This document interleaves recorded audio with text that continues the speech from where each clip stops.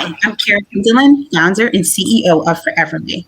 Question: what do you do when someone you care about loses a loved one? Well, over a month's time, I was met with death in three instances. I lost my grandmother, one of my best friends lost her mother in law, and my brother's friend experienced a miscarriage and lost her husband and dog in a car accident.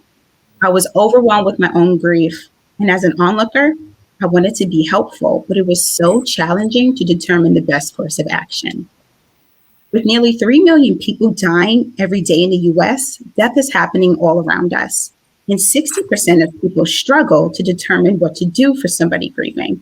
So they choose the socially acceptable option and spend about $80 on flowers. But what if I told you that you could spend that $80 in a more impactful way? The solution: a Foreverly registry. A Foreverly registry lists things you need in order to manage life while coping with grief. And like a baby registry, people can fulfill needs from the list. It's easy. First, add items such as food delivery or home cleaning services. Share the link with family and friends, both near and far, and recipients can view it and make a purchase.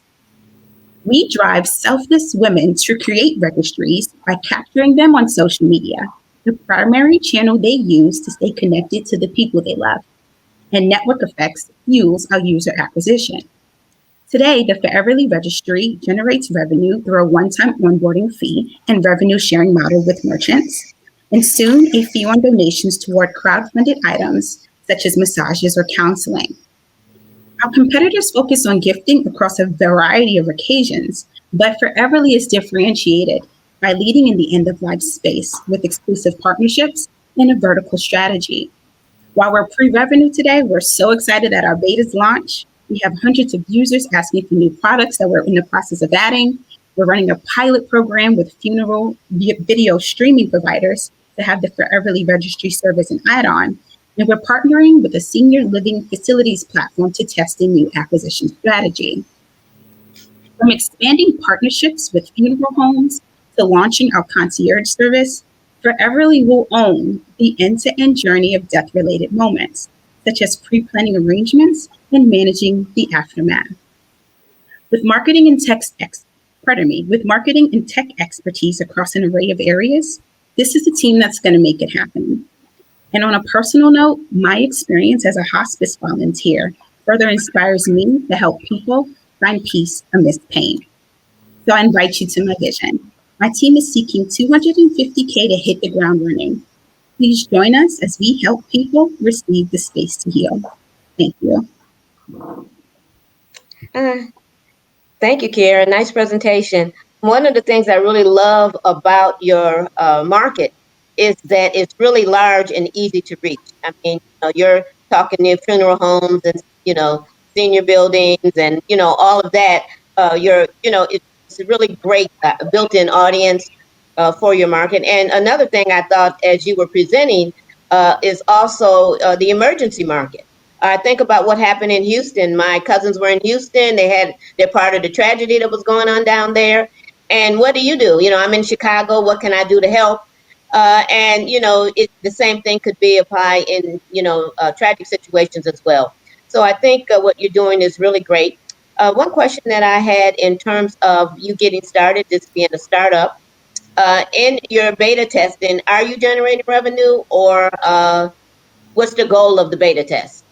Yeah, we've been focused on the user experience. What we note about the end of life and death care space is that a level of compassion and sensitivity is extremely important. So we've really been laser focused on making sure our user experience is top notch. Now, as we continue to collect feedback, as more and more people use the product, what we're learning is that people want help with suggestions. People want an interface that's super easy to share. So to answer your question, we're really, really focused on the user experience, but the goal, of course, is to generate revenue from the registry. Thank you, Keara. Great presentation. I love this idea. Several things stood out to me.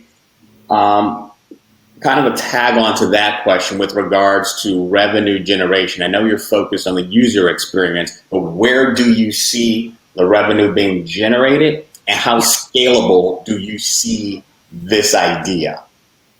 Sure. So if you just take a look at this slide, our goal is to capture just 1% of deaths in the US.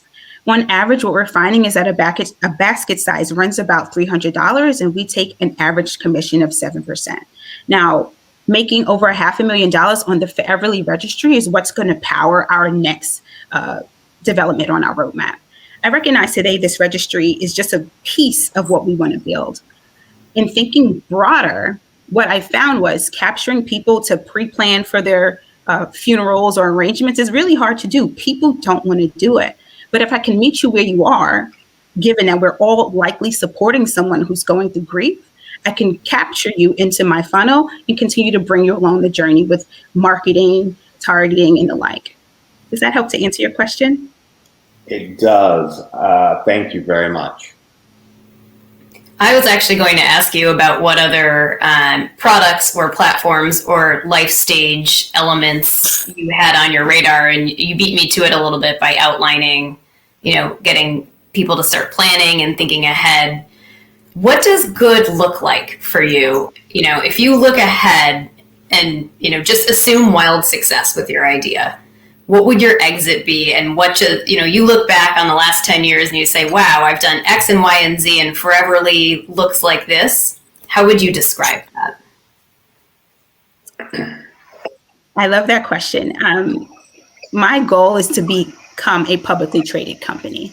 When you think about our life moments, having a baby, buying a home, planning a wedding, there are brands associated with that.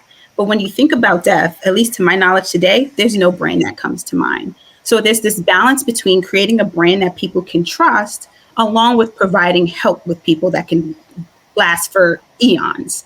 My biggest fear is that somehow immortality becomes a thing. But outside of that, my goal is that when you think of death, you think of Foreverly. It's not this discomfort you have around how do you support someone? Where do I start with a funeral planning? What do I do to make sure my kids are set up for success? It's let me go to Foreverly because I was exposed to it. I realized it's been a great experience. And this is something I can pass on to generations to come. That is wonderful. Thank you. Thank you. Vote for your favorite pitch by visiting www.sheraise.com. Select a city, enter the donation for the pitches you loved, and don't forget to leave feedback and/or hype comments for our founders.